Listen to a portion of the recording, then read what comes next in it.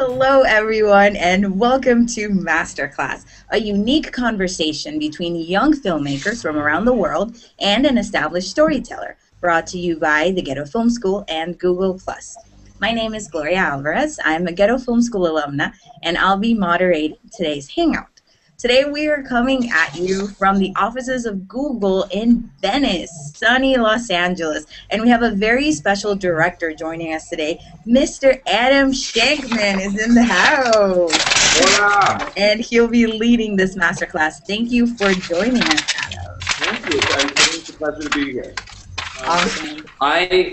Here's the thing about my choreographic dancing background and how it's kind of informed what I've done, which is first and foremost, as a choreographer, I was actually directing things because the directors, it's very hard to explain dance. It's just an element that they don't understand, so they hire me to come in and make that happen for them. And I would have to climb inside the director's head and try to really flesh out exactly what it was that they want to see. And oftentimes, I would come back and I would go to the producer and I'd go like, okay, by the way, what he wants is a disaster. You should cut the scene right now. It won't be in the movie. Don't waste the money. And because I just saw where the train was heading, because I did over 70 movies as just a choreographer, including some animated ones. And really what my career started to boil down to was like trailer moments, and moments where people suddenly were excited and you just saw a flash of movement in the trailer, and then in the movie you just go like, oh, why are these people dancing? This is ridiculous. Let's make it stop. But I did have the great fortune of getting to do a lot of sort of comedic choreography, very strange things like I had to create the movement vocabulary for Brendan Fraser and George of the Jungle, and I was on the set for the entire time because, I mean, yeah, it ultimately boiled down to me sitting next to the director and going, Brendan, next time you get hit in the head with a coconut, cross your eyes. Get me another Diet Coke. There was definitely a lot of that going on. But also then, like for the movie Casper, creating a lot of the ghost movement on bungees and all of that. So my career has done a lot of different things, and I got very used to just working with all the talent. I have had, in fact, and then the best, of course, times were later on in the career where the directors would literally just leave when I was working on a scene, and I'd go like, wait, this isn't my movie. I'm not being paid to do it. But they'd literally go back to their trailer, and I would just have to do the scene. So the truth of the matter was, all of my time on being a crew member was basically I was being paid to go to school. And honestly, to be perfectly frank, your entire time in your professional career as a director, you are in school the entire time. Go ahead and give us like the world that you came up with for this script. Oh, okay. So this, when you saw the script, it literally has no context, and I couldn't understand what it was about. But so I said to them, it sounds to me like it's just like a couple of spies who, after getting drunk, had sex, and now they're just sort of negotiating a meeting. And so, and in it, I decided that Leanne was going to be the one with the upper hand and have Scott be the more needy of the two. Woman empowerment, yeah. And so that is what I did, and you'll understand it just from the nature of the dialogue. You'll understand why I just decided that was the easiest world to create. It's almost like the beginning of Mr. and Mrs. Smith when they didn't know each other, were both spies, and then got married but didn't know each other, were spies. So anyway, here we go. I'm gonna just Awesome. Okay, ready? And guys, remember to be loud and project your lovely voices. Okay, it's a weird scene to be loud in, but okay, here we go. And by the way, it's practically a whisper scene, so it's gonna get really weird in here. Okay, and action. I'll call if this book anything. I'm just arranging this out. It's really great. I'm helping you because you helped me. So, you remember me the next time you see me? I think you will. Sorry. Before you go, could I have my shirt back, please?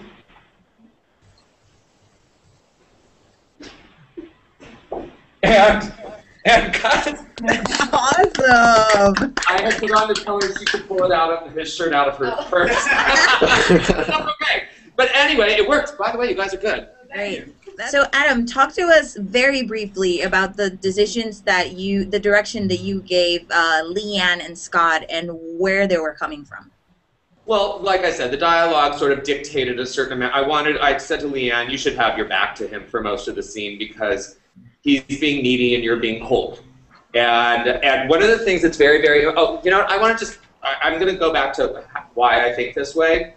Every story needs to be told, in my part, when they're very successful through one character's perspective. In Hairspray, it was Tracy Turnblad's perspective. That's why the world looked like it did. That's why it sounded like it did, blah, blah. So, and every scene can be boiled down to basically one key line. There's always one line for each character that their objective. So that's just really basic stuff. So in this scene, the key line that made it all, that dictated what I was going to do was the guy saying, I'm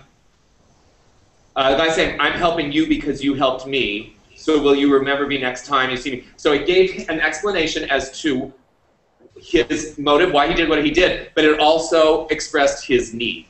So if I were telling this story, basically, just in this scene, I shot the scene through the male characters, through Scott's perspective. He had the key line that motivated everything. So what I said to them was, I was like, if this is what the world that I'm deciding, basically you're just getting out of bed, you had sex, whether it was last night or whatever, you're getting up, she's leaving, and so she's going to have her back to him for most of the time, which gave him the opportunity to come forward with more need and her to push him away. So based on that, it sort of all became self-evident, right? Yeah, so, and then for me as a filmmaker, it made it easy to shoot because what I did is I have like a scene that would start on them, pull back, give me a nice wide frame, and then I'd be shooting kind of over him onto her. I'd have over her into the reflection of the mirror that she's looking in. I'd have a nice interesting shot of him. I'd start back at him. And then as she leaves, you're kind of back in the wides, you're tracking with her. I just have a billion options of ways to tell that story, right? Your entire time in your professional career as a director, you are in school the entire time because each story is new. Each shot is, a new decision for you. Each time you're working with a different actor, it's a new experience.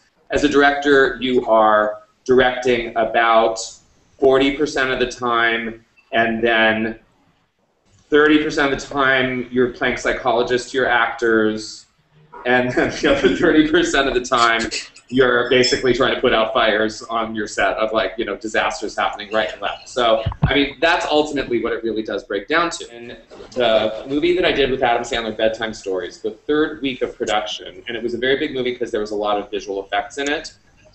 In the third week of shooting, Adam Sandler broke his ankle. And we weren't allowed to really stop production because the movie had a release date, a Christmas release date, and it was jeopardizing that. So I had to figure out how to shoot the entire movie where he was not only walking around in the movie, but also doing all these crazy adventures as in all these different characters, as a cowboy, as a space alien, as a Trojan warrior, all these crazy things that he couldn't actually walk around.